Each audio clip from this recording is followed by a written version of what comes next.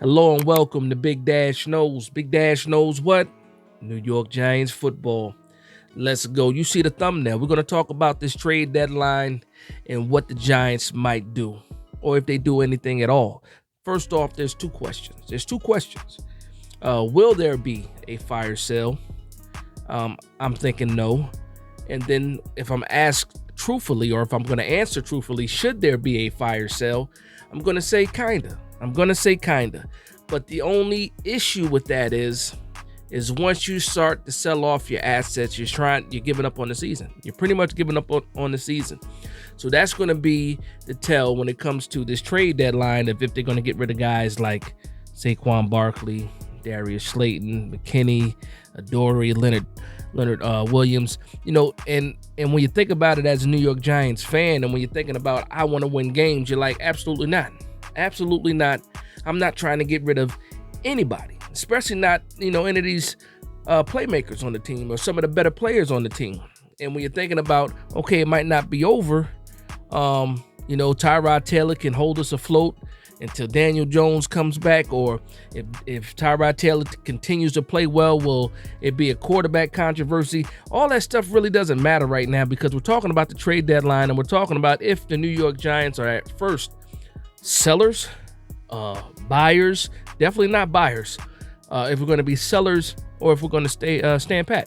And right now, I believe that the New York Giants are not going to make many moves, if not any moves.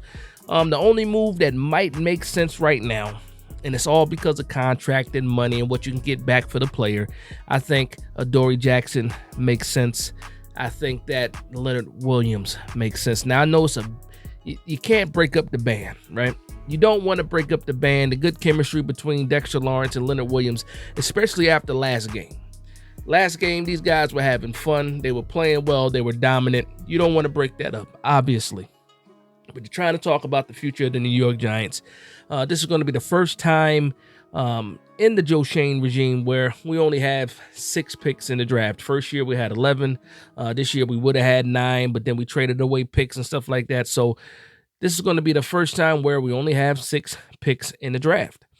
And this should be a good draft as far as depending on what positions that you're looking for. Obviously, the quarterback class is good. You have an edge class that's pretty good. You have an offensive line class that's pretty good. You have a wide receiver class that seems to be good every year now, because these guys are just growing on trees all of a sudden. But are the New York Giants worried about 2024, or are they still thinking about 2023 and what they're able to do? I saw an article that said the New York Giants are only a game and a half outside of the wild card, even with everything that's going on with the NFC. Now, here's the thing. We have a stretch of games where, some of these games should be winnable. We have the Jets game coming up. That's a winnable game. We have the Raiders. That's a winnable game. And if you turn around and turn those into 2 wins, now you're looking at 4-5, and you're heading to Dallas.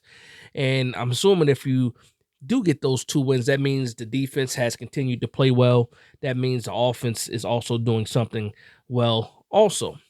And so I'm thinking about that when I'm thinking about, are we going to be sellers? Are we going to trade players for picks and things like that? And for me, I really have to say, I don't believe so. I don't believe we're going to make those moves. I don't think they're going to give up on the season right away. Now, the funny thing is that the trade deadline is before the next game. So it's like, okay, how are we gonna do this? We're coming off a good game. Now, had we lost this game, I'm thinking that the fire sale is probably on. And you hate that one game can swing your decision, one way or the other. But I'm not the one getting paid to be the GM. I'm going off of what I think as a fan and what I would do as a fan. And I think that we stand pat. We don't make any moves. We try to make the best out of this season. Everybody wants to say, okay, let's go ahead and go after these quarterbacks that are coming up. Caleb Williams, Drake May. Me personally, I'd like Shedeur Sanders. Just has some attributes that I think that a lot of kids don't have, coming out of college, in the most part, or often, I should say. And one thing that he has is the it factor.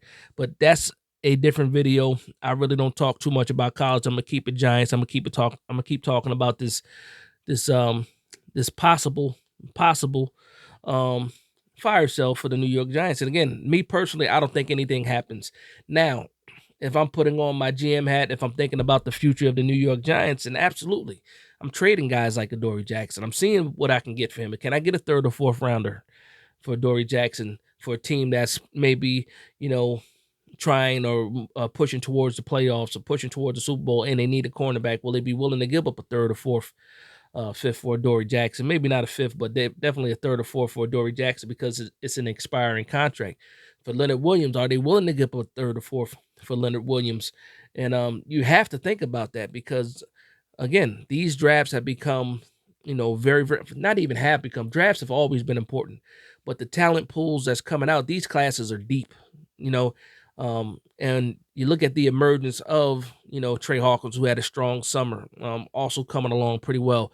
Cordell Flott coming off an injury. Now he's playing very well too. So you're looking at that cornerback position like, okay, yeah, I know Adoree Jackson is my veteran, but can I get a decent trade, for Adoree Jackson? He's already going to be a free agent.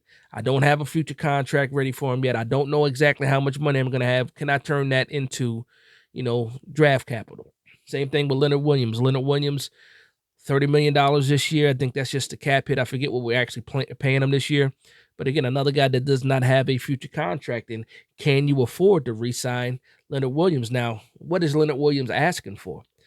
Is Leonard Williams asking for $20 million a year? I don't think the price tag is that high. There's some people that might argue against that. Is it $15 million? And I think that's still too rich for what the New York Giants need to spend, especially with the contract that they have, and then especially what they might do with McKinney if they decided to bring him back, which I'll get to him in a second too. And then you think the sweet spot for the New York Giants, if they are going to offer another deal to Leonard Williams, you're looking at the Giants will love to have him under $10 million.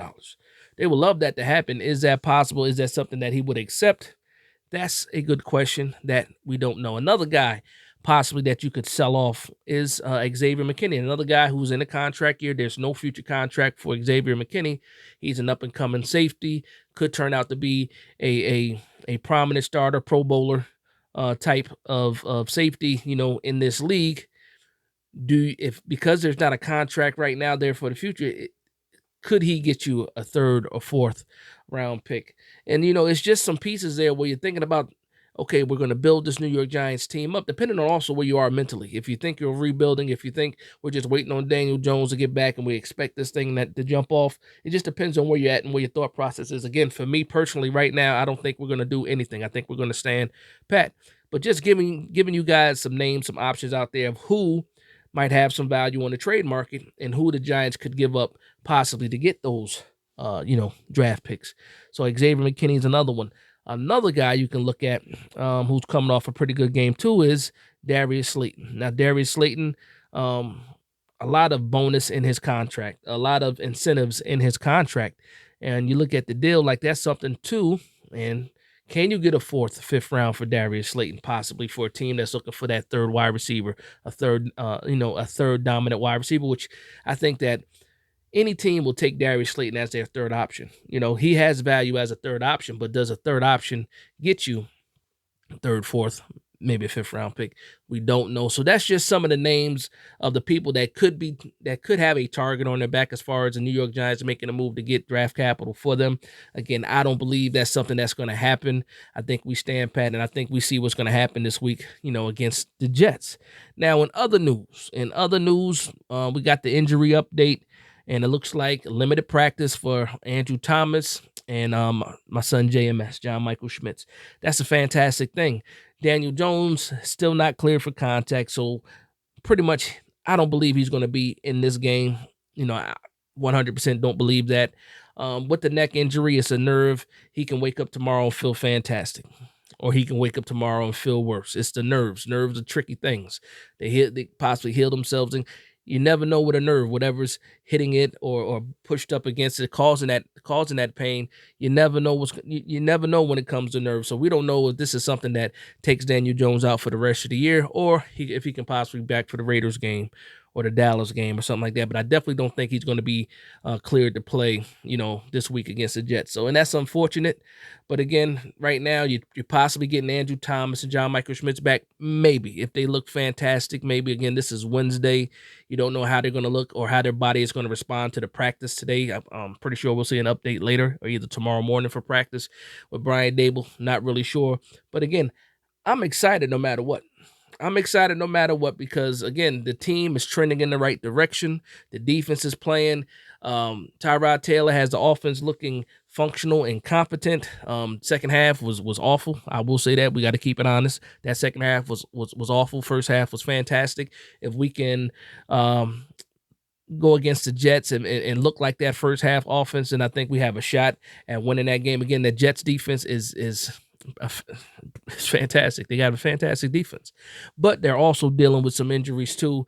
They got issues with Sauce Gardner concussion protocol. Also, believe DJ Reed concussion protocol as well. So they're dealing with their injuries. Offensive line decimated, kind of like ours is. So they're dealing with some injuries too. So with all the injuries, if you include all that, it should be a pretty fair matchup. Defensively, I like our chances against Zach Wilson. Defensively for them, also, you gotta like their chances against even with if it's Tyrod Taylor. You just hope that the veteran plays better than the 3-year guy, Zach Wilson. But that's going to be a quick video update talking about the possible fire sale at the trade deadline. Let me know what you guys think in the comments down below. And I want to thank everybody for vibing with me. Please like, comment, and subscribe. And from one Giants fan to another, this is Big Dash Knows, Big Blue Nation. Let's go.